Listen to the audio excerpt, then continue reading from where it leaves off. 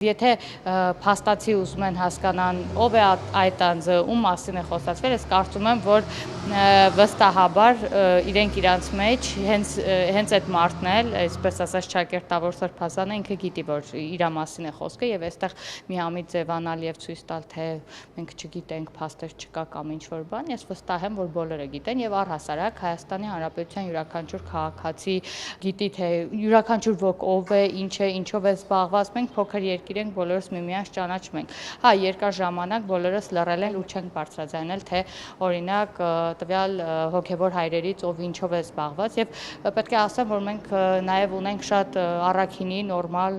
եկեղեցականներ, որոնց երբեք պետք չի խառնել մյուսների հետ եւ բնավ է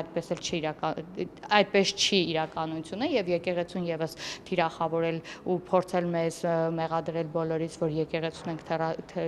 թիրախավորում, դա սխալ է ու միտում կա այստեղ անելու, որովհետեւ շատ լրագրողներ հենց այդպես են հարցը ուղղում, թե իբրև թե մենք թիրախավորում ենք եկեղեցին, բայց նման բան իրականում չկա ու բոլորն էլ շատ լավ գիտեն, հենց տվյալ սրբազանը վստահաբար գիտի, բայց որևէ մեկի կողմից դեռ այսքան ժամանակ այդ փաստը չի հերքվել, ինչպես նաև չի հերքվել, որ կաթողիկոսը եւս կուսակրոն չէ։